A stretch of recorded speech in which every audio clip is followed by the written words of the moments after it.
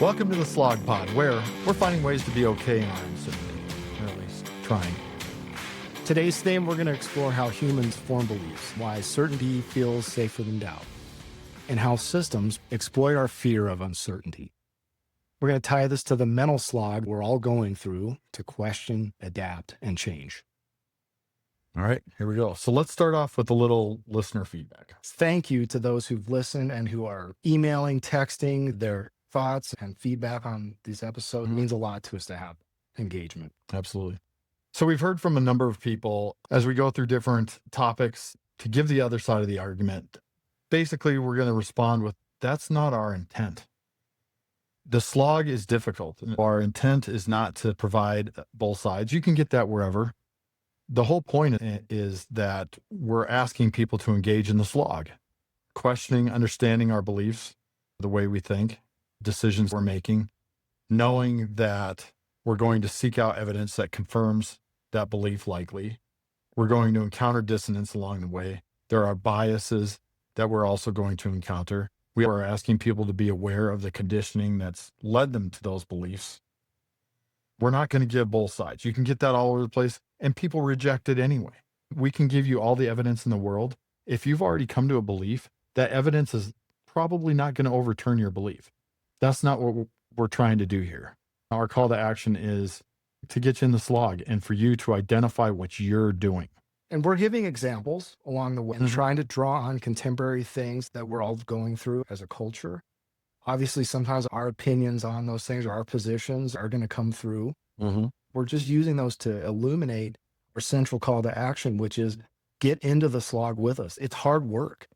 We are asking our audience to make the effort. If we say something that sparks your curiosity or makes you feel uncomfortable, lean into that. Go research some of that stuff. Try to find something that contradicts what you believe. That is the slog. And that's all we're asking people to do. So if we say something that ruffles your feathers, good. Absolutely. We're trying to ruffle feathers so you'll do that and get in the slog with us because we're doing it all the time. Absolutely. So moving into our topic today, a question for you. Okay. What is something that you've believed for way too long because it just felt safer than not knowing? Good question. As you ask that, I believe it's lots of things. I can look at stocks I've purchased, relationships I've had, my belief in my abilities, my belief in the goodness of people. It's so many things that I felt safer not knowing. Maybe I can melt this down into an easier idea or example to understand. I think there's a time that I always thought that good leadership always meant having the answer and that being uncertain meant weakness. Now, as I've aged and gone through life, I realize that it's been horrible for me to have that belief. It's really tough. It's hard to let go of, and it's provided poor outcomes for me as well as other people around me, the people I've led, other team members, all sorts of things. So I hope that answers your question a little bit. I'm sure as many years as you've been on this earth. Yeah. That's why we're getting into this topic today. Why we're taking this on is because I think we've both figured out over the years that clinging to certainty is possibly one of the most dangerous cognitive comfort blankets as humans, and just how problematic and unhealthy that can be for us. Absolutely. Let's ask the question, what is the slog to belief? Right? When we say the slog, we're not talking about the grind of daily life. We're talking about this mental process we're going through, right? The uncomfortable inner work of realizing that, you know what, I might be wrong. That this belief and the actions I've taken from that belief may have been wrong.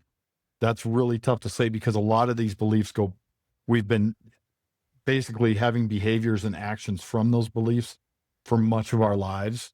So it's just not that we're doing it now. It's that we've got a history of reacting to those beliefs and acting on them. I mean, at the end of the day, it's like we're doing belief work. That can be really tough. It's brutal sometimes when you're holding your own beliefs up and looking at them and honestly asking, is there evidence to support this? Am I right? I think one of the things is, as bad as being wrong can feel, a lot of times being uncertain feels so much worse. It's like you're standing on a cliff edge over into the great unknown, and that can be really scary. So Yeah, beliefs make us feel safe, right? Or they help us to feel safe. Challenging our own beliefs feels like its own self-destruction thing. But I think we're here to say, as we're talking about what is that slog to belief, the thing is that safety isn't the same as truth, right? And it's also likely a false safety feeling. So it's evolutionary. Why do we choose that certainty over, say, accuracy? Yeah, why do we do that? I think there's a lot of ways we can go with this. It seems humans probably evolved to prefer certainty because it's the equivalent of survival. Safety. Right. And that ambiguity triggers anxiety and the brain shuts down that exploratory thinking type of mechanisms, activates the same stress responses as physical danger. It takes us back to those fight, flight, freeze type of Yeah. responses. So basically, we always seek that certainty. It seems to me that's why we so often see people, and even ourselves, we double down on something that's clearly false. I think we're doing it a lot of times just to avoid saying, I don't know. We're not okay being uncertain. Yeah. It's hard for me to get my head around why we're so hardwired. I think it's natural that we do it, and we all do this. I don't know anyone who doesn't. I'm trying to normalize this too as we're talking, as I do in therapy, so people understand it's just not you. I wouldn't say we're broken. It's just what we've adapted to do as humans. Let me give a contemporary example, and we can probably come up with a couple. So the one, here's a recent one, right? COVID era public health thing. Here's one how early beliefs like it's just the flu or it's a hoax, mask up forever type of stuff became identity markers more than data driven views, right? It wasn't about facts anymore. It was about tribes. It was about belonging. It was about identifying with, right? So the mask didn't mean protection. It meant belief. And I think to this day, that still is, it's an identity marker An icon of sorts. rather than it's not about data. Interesting, right? Yeah. Well, an example that comes to my mind is the whole Elon Musk Tesla thing. And it's got me thinking about how, even when worker treatment or product problems are emerging within a company, belief in the visionary, that icon, that hero, tends to override any criticism thereof. And that can be problematic. Like, people don't want to give up on belief in this hero, whether it's an idea or a person. They don't want to give it up.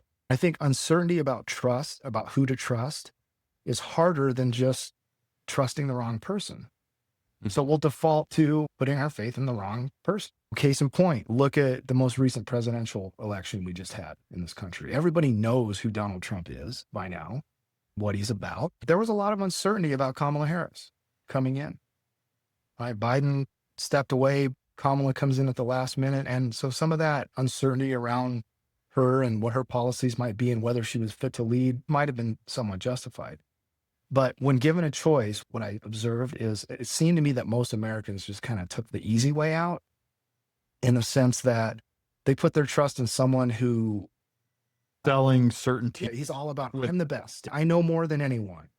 I can see where that would become. He literally says that I'm the best. I'm the smartest. I'm the best negotiator. His whole persona is built on certainty. Trust me, I got this. I'm the hero. And people just like to hear the certainty. And he played to that. Yeah. And kind of exploited that human tendency to favor the comfortable, the certain, not the uncomfortable, uncertain. I think that's a good example in the Elon Musk thing. It even goes beyond that, because you get into the electric car stuff and the new technology. When people started gathering that belief, and many of us had gone, okay, this makes sense. You drive one, it's a great vehicle, right? Like, this is doing some great things. So it's not just the icon piece or what he is as a leader or figurehead. It's that we buy into something. It all plays together. Those are great examples, right? So basically, how do these systems exploit our certainty? We've already talked about it as we give examples. They sell simplicity. The human mind wants the simple answer all the time. Complexity doesn't scale. As we talked about how we evolved and adapted to certain things, it'll make sense. That's what we're doing. Religion, politics, corporate culture, even wellness brands build empires around certainty. Certainty. This will do this. When that's not necessary. Or there's a big gray area, right? Think of company values on the wall, like integrity or excellence, teamwork, but no one explains how those values are questioned, right? It's all certainty. There's no reflection there. It's so simple. It's so shallow, it seems. And I think so many businesses are that way. almost every place I've ever worked has been that way. They put those words up on the wall, but we don't really understand what that means when it comes to action, Mm-hmm. right? I'm thinking of those things on the wall of places I've worked, slogans like, we're a family, everyone's a leader. And those are really simple. You read that, you think, oh yeah, that makes sense to me. But it's so simplistic and it tends to discourage us from even challenging anything or questioning. It's the easy way again. On the Tesla example, someone doesn't feel empowered to ask what's going on? Why are we failing in a particular line of business? Because we're a family, that culture thing. The issue I have with mantras like this is not only are they fairly disingenuous, like company issued safety blankets, they're just being used to promote loyalty over honesty and to convince us that, well, just toe the line and trust that everything's going to work out, even when it's obvious something's broken. I look at that kind of certainty not as being motivational. I look at that as being manipulative. What's the opposite? I completely agree. And I think, as you say, toe the line, I'm thinking that's where a lot of us end up just walking through life, reinforcing whatever that company is or the boss ahead of us, their belief or their thought. Just think of how far that can go, right? So how do we get out of that? This is why our call to action is always a slog. Can we practice saying, I don't know, or I don't know yet? Or that it seems like this is complex. Yeah. It's very complex, rather than just towing the line and sitting down on what we think is the simple answer. We've talked about it too many times as we develop belief, that reinforcement of that belief, as well as when people give the contradictory evidence, we feel something called dissonance. Dissonance, yep. And that dissonance, it's not a failure. It's not like I was wrong. This is what I often tell people in therapy too. When you feel that, have that feeling, and as we started off our story today, we had people come to us going, give us the other side of the story. They something. They felt what we had given them was incorrect. And it might have, who knows? It could have been a belief of ours. It probably was. Rather than just shooting back, they felt that dissonance. That idea that we had did not line up with their belief. That's not something to run away from. It's not bad. It's a flag. It's simply a flag that says something's going on here. I'm receiving contrary evidence to my belief. I should just look at it. Yeah. Let me identify it more. It's not to run from, and it's not to shrug off. I look at dissonance as it's that wall that you build up when somebody gives you something that you don't agree with. Right. I guess the cognitive dissonance, the actual definition is you've got two conflicting ideas. Mm-hmm. And they're seeing that. But rather than just sitting down, the response is oftentimes, I'm going to just seek out my evidence that supports my belief now. I felt this, therefore I'm going to seek out evidence that supports my belief. And we're asking you, I'm inviting everyone to jump into the uncertainty instead of the certainty that you want to sell me back when you feel that dissonance. I'm asking you to jump in and go, it's okay to be uncertain and to go, wait a minute, maybe there's something to that. Right. Right. Dissonance is good. Right. It results in uncertainty, mm-hmm. and we need to lean into that. We need to, absolutely. In the uncertainty is where our questions happen. It's where our curiosity, our ability to think more deeply at a particular issue. Yes. That's the space where that happens. I get that. So if you find yourself providing evidence that's contrary to that, mm-hmm. you're not trying to overturn. You're truly not. And this is what I think you and I feel is very troublesome about our culture. Mm-hmm. So many people refuse to engage in it, or they think they engage in it. They really don't. Mm-hmm. There's so many things to consider. Your conditioning, the social systems you live in. It's not just the dissonance. That's the flag that says, wait a minute, let's examine this. Let's truly examine this and weigh this correctly. So I feel mental health depends on our ability to be fluid. We've said this many times, flexible, and to say, I've changed my mind. That's cognitive fluidity, right? That's resilience. And to me, that's health. Yep. And I think to me, that's what's missing in much of our culture, our corporate culture, our social systems. Think about that. Well, that's one of the big things we've been working on. Mm-hmm. We've been thinking about our first season of the podcast when we were really railing on a lot of stuff in the workplace, and everything was focused on this because we saw how the views need to shift and how we're even looking at this. Mental health not being an individual or personal issue, but being one that impacts the greater systemic Right. levels in our society, for workplace and beyond. And, I look at So can you define what you mean by systems? I think we say it back and forth a lot, but I think it needs to be said again what we mean by systems. the systems are the structures and environments around us that can be our families, friends, schools, Mhm. workplaces, neighborhoods, our country, our society as a whole is a system. The global experience is in itself a system. So there's multiple levels of systems, but when we say systems, we're describing everything outside of ourselves Mhm. that we as individuals contribute a very small part, but collectively is where cultures are built or Mhm. created in the fashion of all the individuals who've contributed to that. Sure.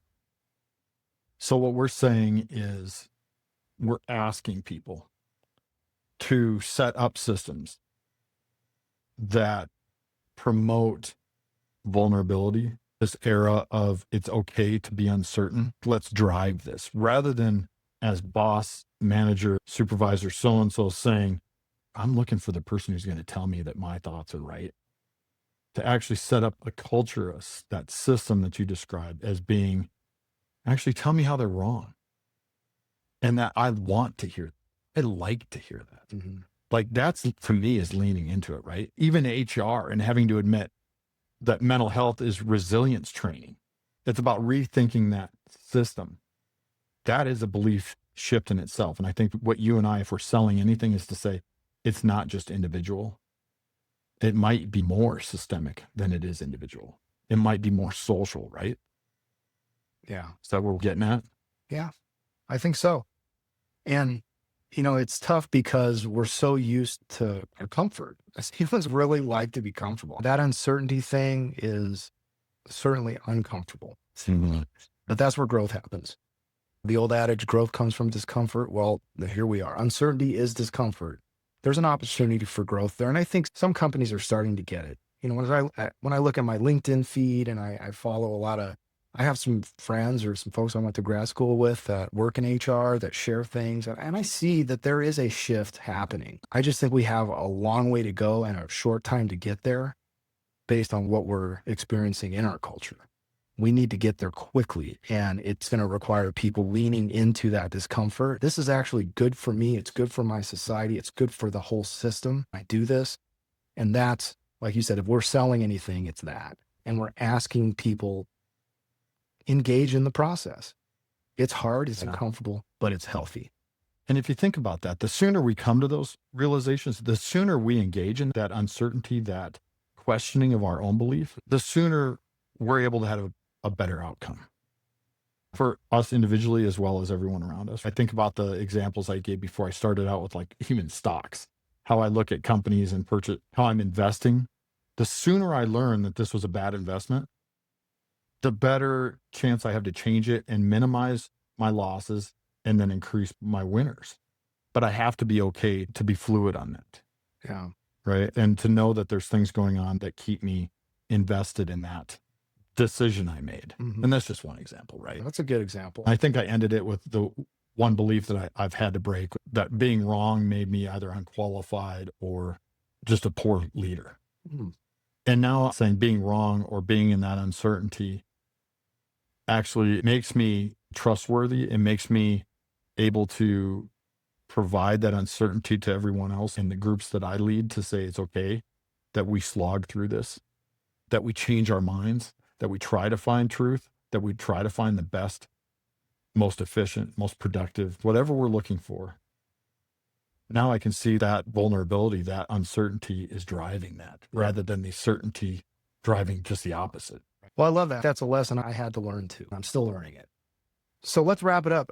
If this episode has challenged something in you, has stirred your pot, has rattled your tree, good. This is a good thing. We are literally asking you to be uncomfortable, be uncertain. It's okay. This is the slog.